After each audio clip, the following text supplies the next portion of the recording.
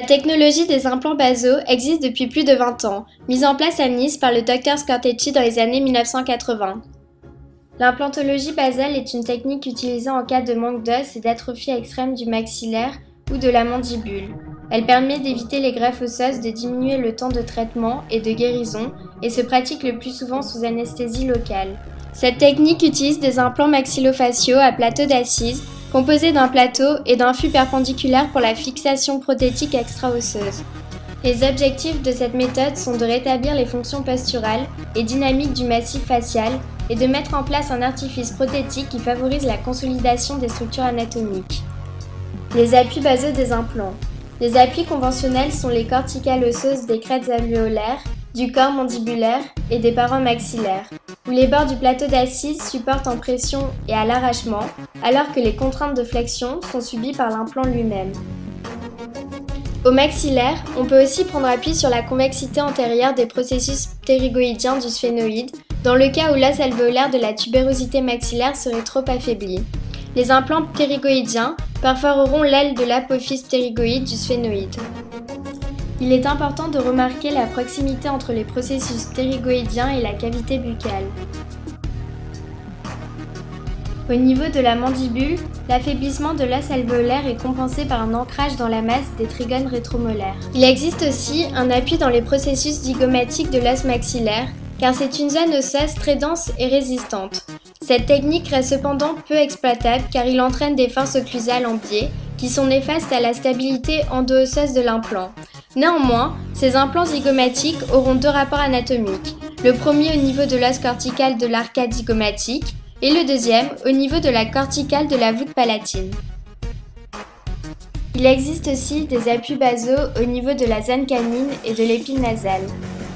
Les obstacles anatomiques en implantologie basale. En plus des nombreux rameaux vasculaires et insertions musculaires présents dans cette zone, il est important d'insister sur trois obstacles majeurs. Le premier, le sinus maxillaire.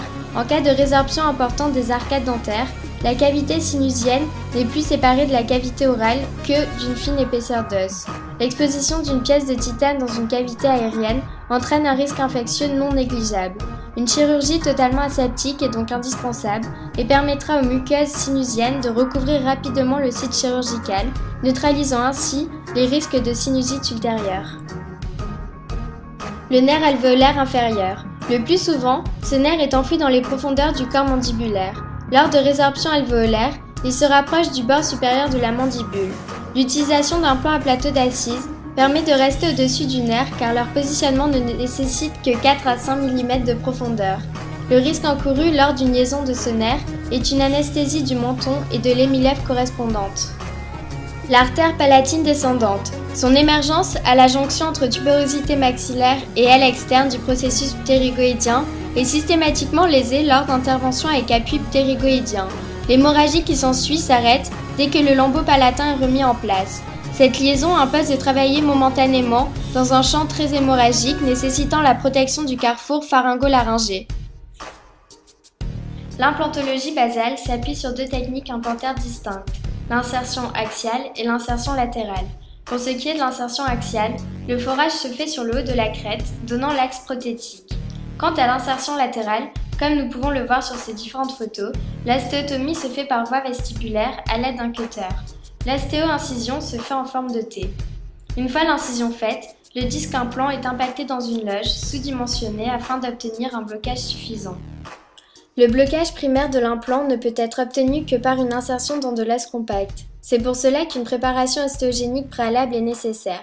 Nous voyons que sur cette vidéo, grâce à un ostéotenseur, le praticien réalise un sondage atraumatique pour le patient, provoque des micro-craques de la matrice osseuse qui crée un saignement interne de l'os, faisant un appel localisé de cellules souches qui détermine une densification de l'os nécessaire à un meilleur blocage primaire de l'implant. Il existe trois types de manœuvres utilisées avec l'ostéotenseur. Premièrement, le sondage intra-osseux dans l'os spongieux qui transforme l'os de type 4 en os de type 2. Deuxièmement, le sondage transsinusien qui soulève la membrane Schneider et provoque un hématome sous-membranaire qui va s'ossifier. Troisièmement, le sondage tangentiel sous périosté qui va stimuler la fonction ostéogénique du périoste, déclenchant un largage des BMP. 15 jours avant la chirurgie, une préparation des muscles masticateurs est nécessaire.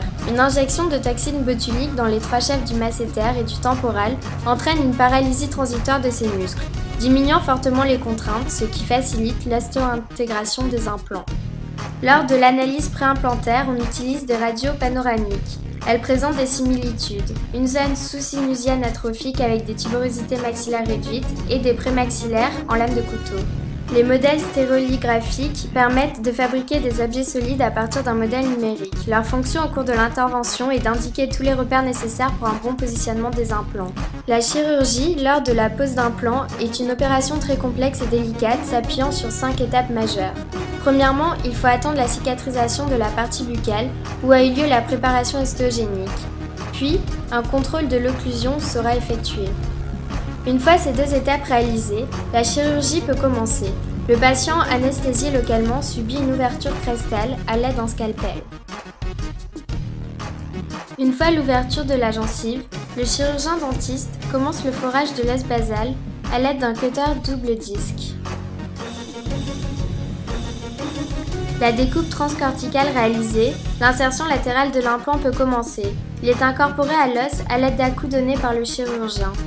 La dernière étape consiste au recouvrement des disques implants par une membrane PRF, membrane de fibrine autologue qui concentre des leucocytes, des plaquettes et des molécules permettant une meilleure cicatrisation une fois l'intervention finie. La radio panoramique de contrôle de fin de chirurgie montre une répartition et une orientation des implants identiques. Une fois la chirurgie finie, on met en place la prothèse transitoire. Dans le cas d'atrophie, comme dans la plupart des cas, on se doit de reconstituer une fausse gencive pour rattraper la fonte de crête alvéolaire. Sans cela, les dents seraient trop longues et inesthétiques. Entre les émergences d'implants, cette fausse gencive sera compressive afin de limiter une résorption osseuse secondaire. Cette prothèse de transition est vissée à plat sur les implants, quelle que soit leur orientation. L'émergence des implants dépend de leur position anatomique. Au niveau de l'épi nasal, ils ont accès au cingulum des incisives centrales.